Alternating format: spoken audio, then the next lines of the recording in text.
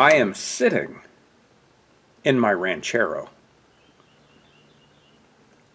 I am sitting in my Ranchero. Hey YouTube, this is just a little update video on what's been going on.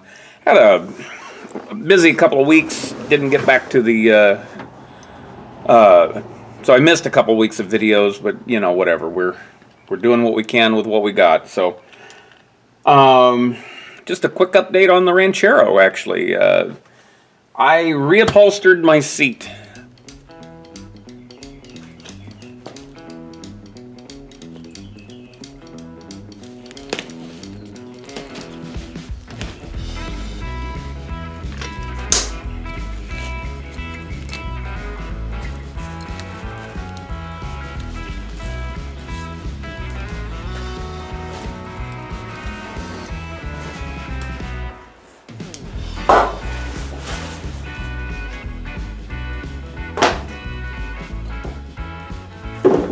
And what I'm going to talk about is basically, didn't do a whole lot of video. I got a few photos of the process, but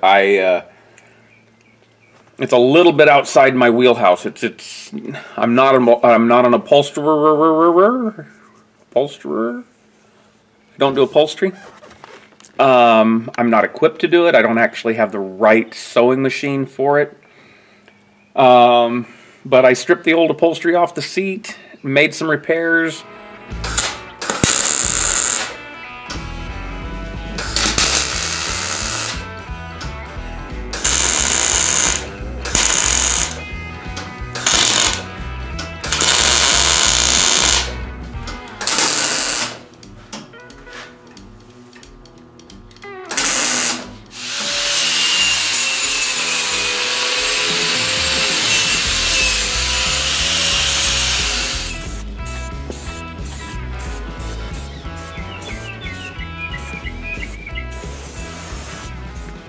I'm not 100% committed to the bench seat. I like the bench seat, but it was kind of a toss-up between doing the bench seat or going out and finding a couple of bucket seats to put in here. And my initial thought on the project as a whole is I kind of want the interior to still look 1963-ish, and I didn't want it to look like somebody had just stolen a couple of seats out of a Mustang and stuck it in here.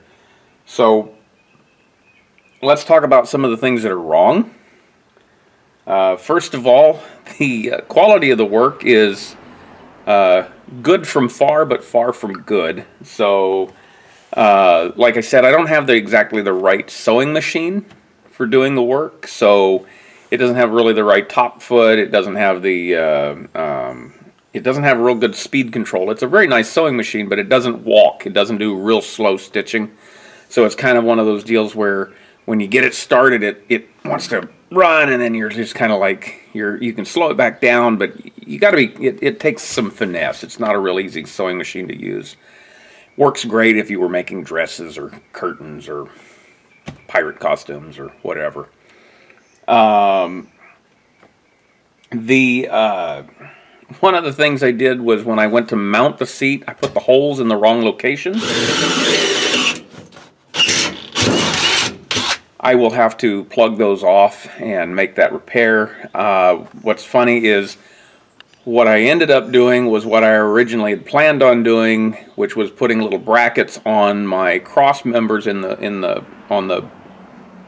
floor, and there's photos of that. Obviously, you'll be looking at that. But when I went to set the seat, I was like, well, that's too far forward. I need to put it back a little, and then it ended up, and I was like, so it was just wrong. You know, when you second guess yourself. Anyway, it works now. It's in the right location. Another problem, though, is the connecting rod between the two rails, the sliders.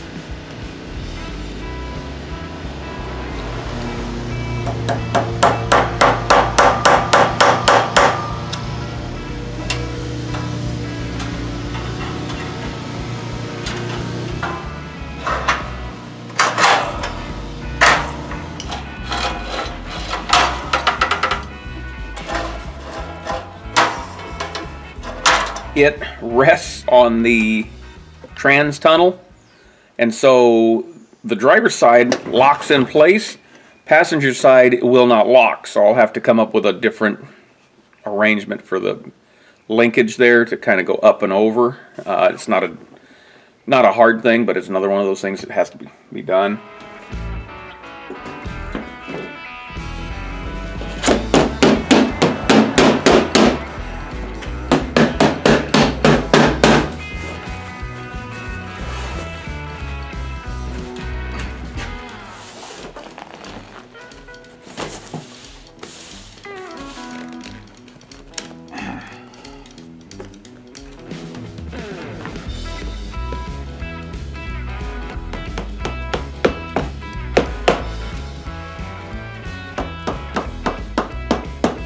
There's a few places I probably need to take the cover back off and put a little bit extra batting. I got some areas where the wire frame, the spring frame is actually against the vinyl, and that's kind of a no-no. But all in all, I'm satisfied with it. It works. It's a little like sitting on a sofa. One of the weird things, and let me turn you around here and see if we can take a look at this. Yeah, so this is the weird thing about it. So the seat right now is set perfect for me. I can easily push my clutch all the way to the floor. It's comfortable. I'm not overextended. I'm not crowded. But what's interesting is how close the steering wheel is to me. Now, if I was a really fat guy, and don't get me wrong, I'm not small, it would be really difficult to get in and out of the vehicle. So one of the changes that may have to happen, because it's kind of hard to get in and out of the car. It's not, once you're in it, it's comfortable. But the big steering wheel, you know, manual steering, old school big steering wheel, it's kind of tight and it's kind of hard to get in and out. And if I was much longer, you know, I can only go back a couple of inches. If I was shorter, I can only go forward a couple of inches. It's a little bit of a weird... and you got to understand, this is the first Falcon I've owned that had a standard transmission, so I wasn't, you know, the automatics, nope, not a big deal. But that is one interesting thing that I've run across on here.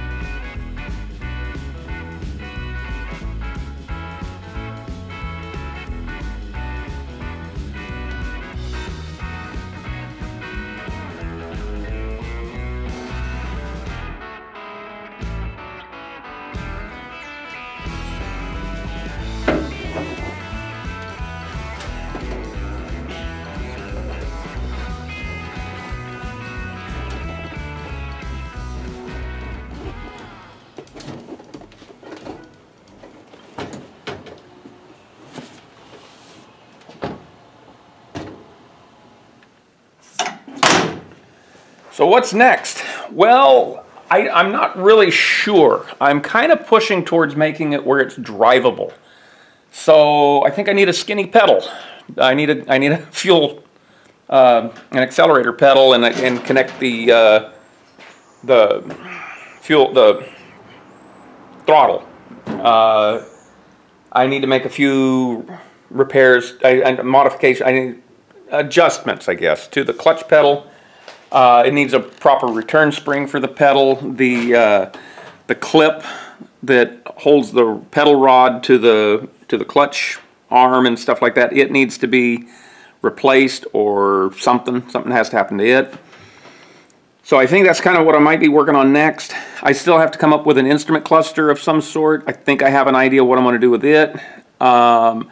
Need to find a windshield, get it on its way.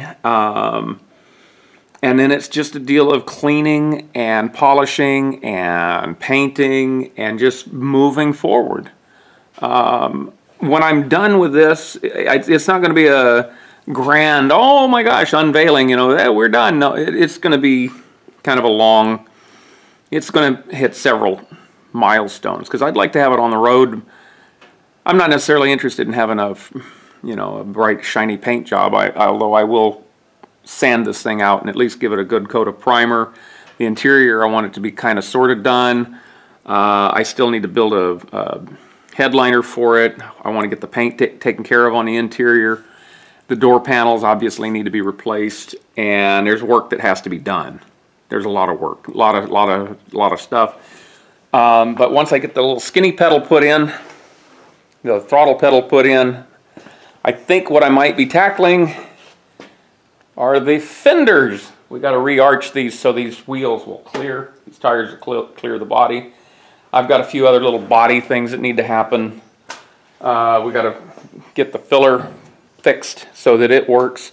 I got a, I don't know if you can see that, but that lower bolt for that front fender, for whatever reason, the nut, it's a caged nut. It's stripped. Now, I don't know if it got stripped when I was disassembling the car or when I was putting it back together. It doesn't matter at this point. It's stripped and it needs to be dealt with. So anyway, once again, that's our update. And yeah, we're going to keep plugging away on this. I got some other projects coming along that I want to start recording. We're setting up for summer, so things might slow down again. I don't know. But anyway, until next time, bye.